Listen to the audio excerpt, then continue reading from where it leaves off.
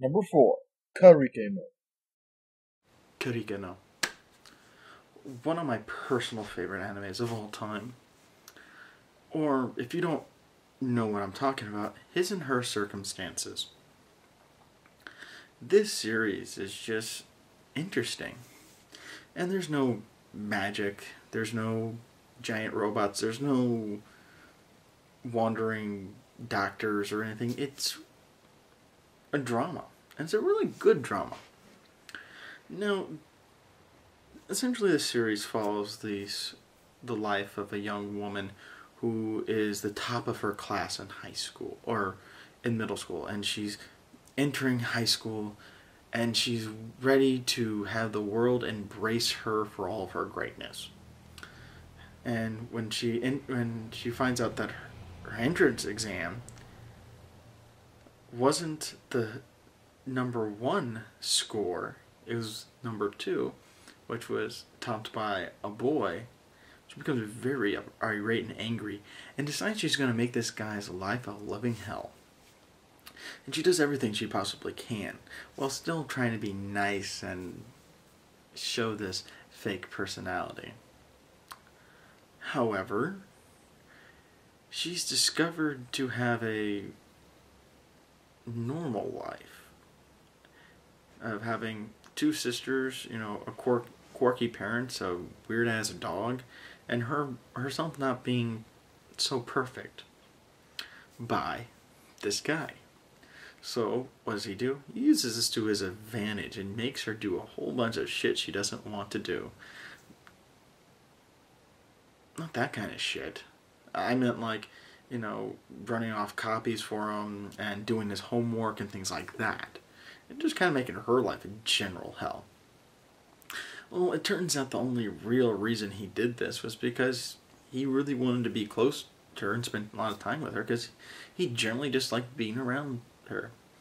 Which sounds a little creepy, but when you realize that they're both kind of alike and they're wearing these masks of perfection and they realize who they are, they fall in love. It's a pretty interesting story from that point on. And then, well, there's another cast of really interesting characters, but the main male character, he's a doozy. We later find out in the series, and yes, as a spoiler, that, well, he was severely beaten and abused as a child by his parents. And then one day they just left him in their house. And he was discovered by his aunt and uncle, who decided to take him in. Now, if that wasn't bad enough childhood, he has to deal with the fact that the rest of his family despise him because of his parents, thinking that he's, the offspring of some bad seeds. And so he feels that he really has to live up to his foster family's reputation and try to denounce the horrible history that he has. And, generally I don't like characters that are really dark and emotional and, emo. But I have to give it to this character. He actually has serious reasons for why he's depressed a lot of the time.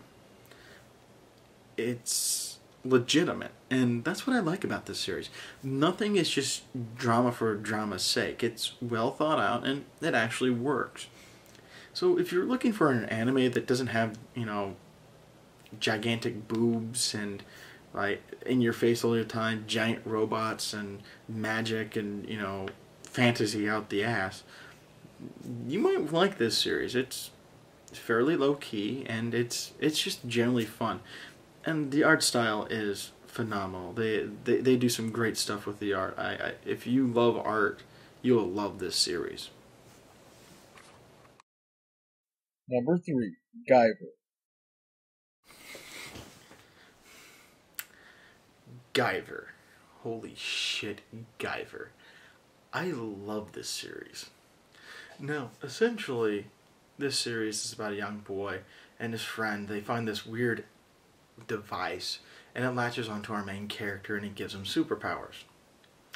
And then he tries to keep it a secret from all of his other friends, and his father, who divulged to him lots of sage-like advice, kind of like another character from Marvel.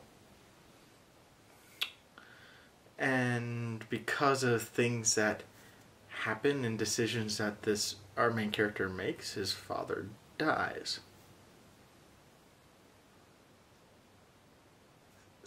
Spider-Man, anyone?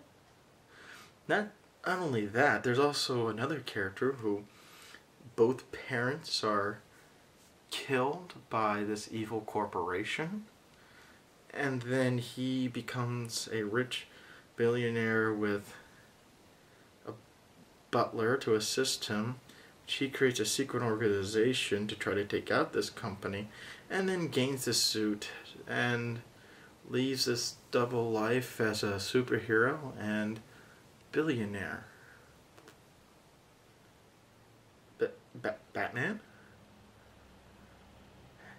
Any case, yeah, the parallels are there, but this is a great series and actually has some twists and turns that I didn't see coming. And the show is so well written that you will be on the edge of your seat wondering what's going to happen next. Honestly, there's a point in the series where I really thought that they killed off the main character for good. And honestly, that is good story writing right there. Being able to trick the audience into thinking that our main character might actually be dead.